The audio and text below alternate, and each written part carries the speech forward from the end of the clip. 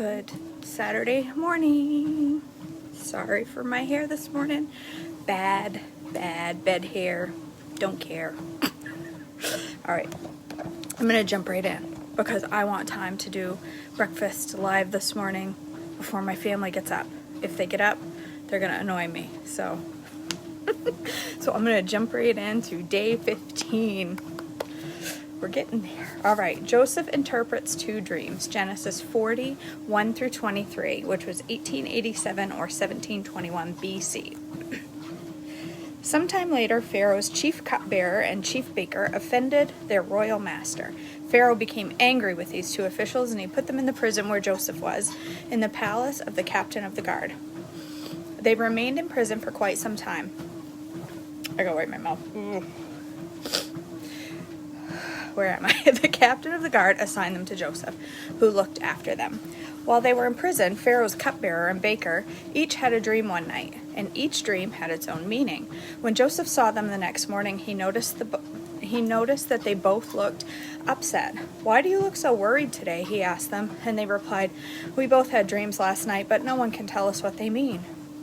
"Interpreting dreams is God's business," Joseph replied. "Go ahead and tell me your dreams." So the chief cupbearer told Joseph his dream first. "In my dream," he said, "I saw a grapevine in front of me. The vine had 3 branches, and it began to bud and blossom, and soon it produced clusters of ripe grapes. I was holding Pharaoh's wine cup in my hand, so I took a cluster of grapes and squeezed the juice into the cup. Then I placed the cup in Pharaoh's hand." "This is what the dream means," Joseph said. "The 3 branches represent 3 days. Within 3 days, Pharaoh will lift you up and restore you to your position as chief cupbearer. And please remember me and do me a favor when all things go well for you. Mention me to Pharaoh so he might let me out of this place, for I was kidnapped from my homeland, the land of the Hebrews, and now I'm here in prison, but I did nothing to deserve it."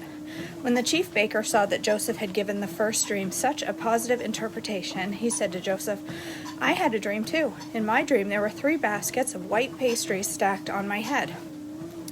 The top basket contained all kinds of pastries for Pharaoh, but the birds came and ate all the baskets out of my head. Not out of my head, and ate them from the baskets on my head." "This is what the dream means," Joseph told him. "The 3 baskets also represent 3 days. 3 days from now, Pharaoh will lift you up and impale your body on a pole. Then the birds will come and peck away at your flesh." Great dream. Pharaoh's birthday came 3 days later, and he prepared a banquet. Good morning, Karen. He prepared a banquet for his officials and staff. He summoned his chief cupbearer and chief baker to join the other officials. Then he restored the chief cupbearer to his former position, so he could again hand Pharaoh his cup. But Pharaoh impaled the chief baker just as Joseph had predicted when he interpreted his dream. Pharaoh's chief cupbearer, however, forgot all about Joseph and never gave him another thought. The death of Isaac, Genesis 35, 28 through 29, which is 1886 BC or 1720 BC. Isaac lived for 180 years. Then he breathed his last and died at the ripe old age, joining his ancestors in death, and his sons Esau and Jacob buried him. Pharaoh's dreams, Genesis 41, 1 through 36, which is 1885 or 1719 BC. Which is after the last section I just read. So I don't know why, if it's chronological, I didn't read this first, but whatever, I didn't. It doesn't make much sense, but whatever, we'll go with it. Okay. So 2 years had passed since Joseph had interpreted the dreams of Pharaoh's chief cupbearer and chief baker. 2 full years later, Pharaoh dreamed that he was standing on the bank of the Nile River. In his dream, he saw 7 fat, healthy cows come up out of the river and began grazing in the marsh grass. Then he saw 7 more cows come up behind them from the Nile, but these were scrawny and thin. The cows stood beside the fat cows on the riverbank. Then the scrawny, thin cows ate the 7 healthy fat cows. At this point in the dream, Pharaoh woke up, but he fell asleep again and had a second dream. This time he saw 7 heads of grain, plump and beautiful, growing in a single stalk. Then 7 more heads of grain appeared, But these were shriveled and withered by the east wind, and these thin heads swallowed up the 7 plump, well-formed heads. Then Pharaoh woke up again and realized it was a dream. The next morning Pharaoh was very disturbed by the dreams, so he called for all magicians and wise men in Egypt.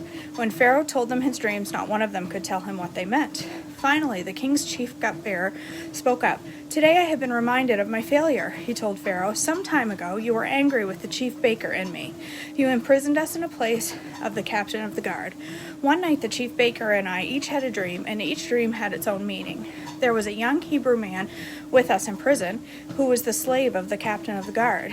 We told him our dreams, and he told us what each of our dreams meant, and everything happened just as he predicted. I was restored to my position as cupbearer, and the chief baker was executed and impaled on a pole." Pharaoh sent for Joseph at once, and he quickly brought him from prison. After he shaved and changed his clothes, he went and stood before Pharaoh. Pharaoh said to Joseph, "I had a dream last night, and no one here can tell me what it means. But I have heard that when you hear about a dream, you can interpret it." "It is beyond my power to do this," Joseph replied, "but God can tell you what it means and set you at ease." So Pharaoh told Joseph his dream.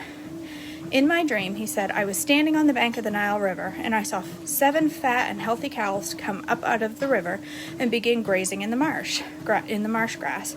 But then I saw 7 sick-looking cows, scrawny and thin, coming up after them. I've never seen such sorry-looking animals in all the land of Egypt. These thin, scrawny cows ate the 7 fat cows, but afterwards you wouldn't have known it, for they were still thin and scrawny as before. Then I woke up. In my dream I also saw 7 heads of grain, full and beautiful, growing on a single stalk. Then 7 more heads of grain appeared, but they were blighted, shriveled, and withered by the east wind. And the shriveled heads swallowed the 7 healthy heads. I told these dreams to the magician, but no one could tell me what they mean." Joseph responded, "Both of Pharaoh's dreams mean the same thing. God is telling Pharaoh in advance what he is about to do.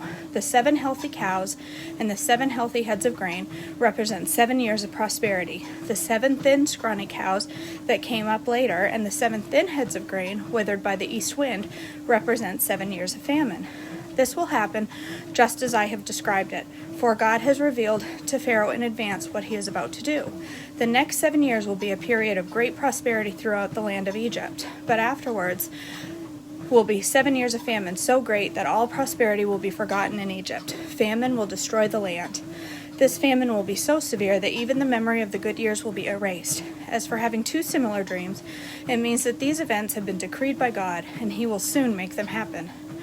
Therefore, Pharaoh should find an intelligent and wise man and put him in charge of the entire land of Egypt. Then Pharaoh should appoint supervisors over the land and let them collect 1/5 of all the crops during the 7 good years. Have them gather all the food produced in the good years that are just ahead and bring it to Pharaoh's storehouses. Store it away and guard it there, and guard it so there will be food in the cities. That way there will be enough to eat when the 7 years of famine come to the land of Egypt. Otherwise, this famine will destroy the land." Joseph is made ruler of Egypt, Genesis 41:37 through 57. Joseph's suggestions were well received by Pharaoh and his official. So Pharaoh asked his officials, "Can we find anyone else like this man, so obviously filled with the Spirit of God?" Then Pharaoh said to Joseph, "Since God has revealed the meaning of the dreams to you, clearly no one else is as intelligent or wise as you are. You will be in charge of my court, and all of my people will take orders from you. Only I, sitting on my throne, will have a rank higher than yours." Pharaoh said to Joseph, "I hereby put you in charge of the entire land of Egypt." Then Pharaoh removed his signet ring from his hand and placed it on Joseph's finger. He dressed him in fine linen clothing and hung a gold chain around his neck. Then he had Joseph ride in the chariot reserved for his second in command. And wherever Joseph went, the command was shouted, "Kneel down." So Pharaoh put Joseph in charge of all of Egypt. And Pharaoh said to him, "I am Pharaoh, but no one will lift a hand or foot in the entire land of Egypt without your approval." Then Pharaoh gave Joseph a new Egyptian name. Geez, I hope I don't have to say this a lot. Zaphenath-Paneah. Good night. He also gave him a wife whose name was Asenath. She was the daughter of Potipharah, the priest of On. So Joseph took charge of the entire land of Egypt. He was 30 years old when he began serving in the court of Pharaoh, the king of Egypt. And when Joseph left Pharaoh's presence, he inspected the entire land of Egypt. As predicted, for 7 years the land produced bumper crops. During those years, Joseph gathered all the crops grown in Egypt and stored the grain from the surrounding fields in the cities. He piled up huge amounts of grain like sand on the seashore. Finally, he stopped keeping records because there was too much to measure. During this time, before the first of the famine years, 2 sons were born to Joseph and his wife Asenath, the daughter of Potiphar, the priest of On. Joseph named his older son Manasseh, for he said, "God has made me forget all my troubles and everyone in my father's family." Joseph named his second son Ephraim, for he said, "God has made me fruitful in this land of my grief." At least 7 years of bumper crop throughout the land of Egypt came to an end. Then 7 years of famine began, just as Joseph had predicted. The famine also struck all the surrounding countries, but throughout Egypt there was plenty of food.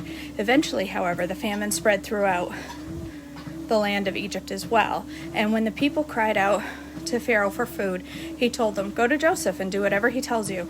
So with severe famine everywhere, Joseph opened up the storehouses and distributed the grain to the Egyptians, for the famine was severe throughout the land of Egypt. And people from all around came to Egypt to buy grain from Joseph because the famine was severe throughout the world. There we go. That's it. That's day 15. Joseph's about to meet his brothers, because this is where Joseph's brothers are starving and come to Egypt to buy grain and find Joseph. I love this story. It's always been one of my favorites. I don't know why. I think it's payback for what his brothers did to him. So, okay, that's it for day 15. I'll shut her down. It was 12 minutes. That wasn't too bad today. Nice short one. And I'm going to go upstairs and I'm going to cook myself some yummy breakfast. So if you're on the Trim Healthy page, I'll see you over there in a few minutes if you want. All right. Love you guys. Have a great Saturday. Bye.